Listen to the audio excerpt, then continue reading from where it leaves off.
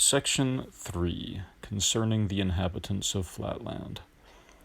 The greatest length or breadth of a full-grown inhabitant of Flatland may be estimated at about 11 of your inches. 12 inches may be regarded as a maximum. Our women are straight lines. Our soldiers and lowest classes of workmen are triangles with two equal sides, each about 11 inches long, and a base, or third side so short, often not exceeding half an inch, that they form at their vertices a very sharp and formidable angle. Indeed, when their bases are of the most degraded type, not more than the eighth part of an inch in size, they can hardly be distinguished from straight lines or women, so extremely pointed are their vertices. With us, as with you, these triangles are distinguished from others by being called isosceles, and by this name I shall refer to them in the following pages.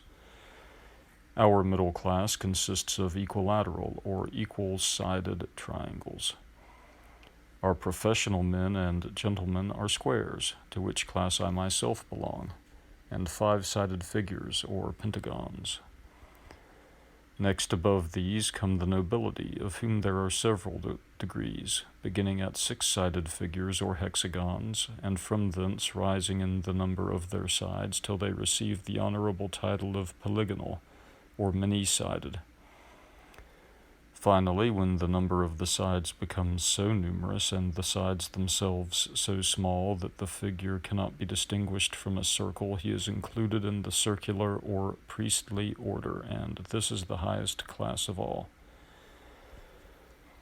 It is a law of nature with us that a male child shall have one more side than his father, so that each generation shall rise, as a rule, one step in the scale of development and nobility. Thus, the son of a square is a pentagon, the son of a pentagon a hexagon, and so on. But this rule applies not always to the tradesmen, and still less often to the soldiers, and to the workmen, who indeed can hardly be said to deserve the name of human figures, since they have not all their sides equal. With them, therefore, the law of nature does not hold, and the son of an isosceles, i.e., a triangle with two sides equal, remains isosceles still. Nevertheless, all hope is not shut out, even from the isosceles, that his posterity may ultimately rise above his degraded condition.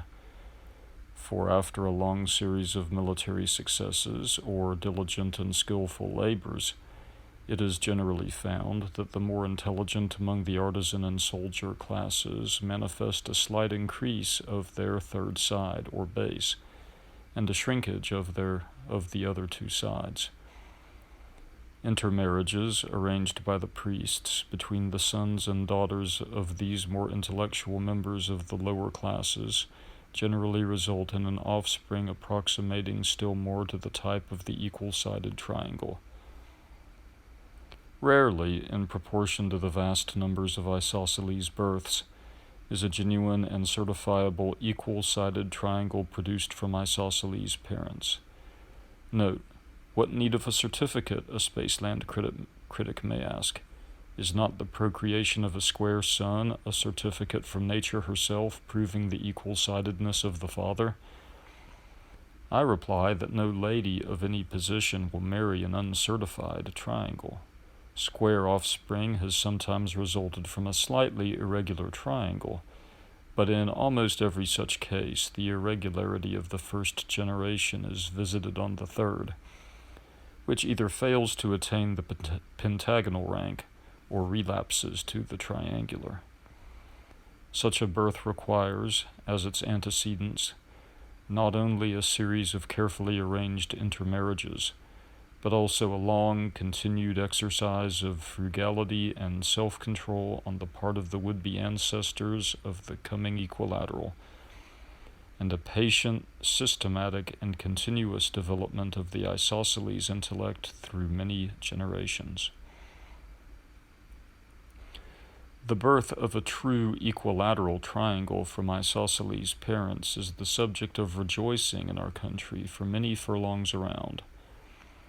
After a strict examination conducted by the Sanitary and Social Board, the infant, if certified as regular, is with solemn ceremonial admitted into the class of equilaterals. He is then immediately taken from his proud yet sorrowing parents and adopted by some childless equilateral, who is bound by oath never to permit the child henceforth to enter his former home, or so much as to look upon his relations again, for fear lest the freshly developed organism may, by force of unconscious imitation, fall back again into his hereditary level. The occasional emergence of an equilateral from the ranks of his serf-born ancestors is welcomed, not only by the poor serfs themselves as a gleam of light and hope shed upon the monotonous squalor of their existence, but also by the aristocracy at large, for all the higher classes are well aware that these rare phenomena, while they do little or nothing to vulgarize their own privileges, serve as a most useful barrier against revolution from below. Had the acute-angled rabble been all, without exception, absolutely destitute of hope and of ambition, they might have found leaders in some of their many seditious outbreaks, so able as to render their superior numbers and strength too much even for the wisdom of the circles. But a wise ordinance of nature has decreed that, in proportion as the working classes increase in intelligence, knowledge, and all virtue, in that same proportion their acute angle, which makes them physically terrible, shall increase also, and approximate to the comparatively harmless angle of the equilateral triangle.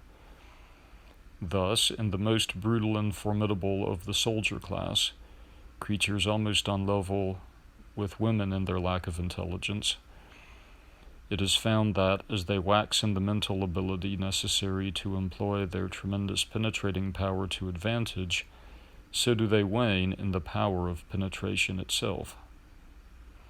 How admirable is this law of compensation, and how perfect a proof of the natural fitness and, I may almost say, the divine origin of the aristocratic constitution of the states in Flatland. By a judicious use of this law of nature, the polygons and circles are almost always able to stifle sedition in its very cradle, taking advantage of the irrepressible and boundless hopefulness of the human mind. Art also comes to the aid of law and order.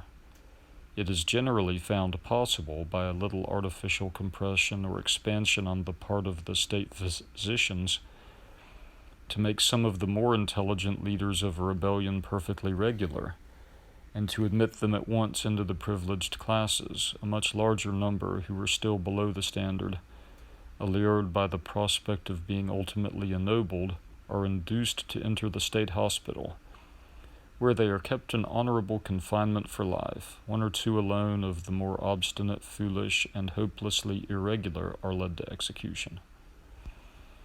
Then the wretched rabble of the isosceles, planless and leaderless, are either transfixed without resistance by the small body of their brethren whom the chief circle keeps in pay for emergencies of this kind, or else more often, by means of jealousies and suspicions skillfully fomented among them by the circular party, they are stirred to mutual warfare, and perish by one another's angles. No less than 120 rebellions are recorded in our annals, besides minor outbreaks numbered at 235, and they have all ended thus.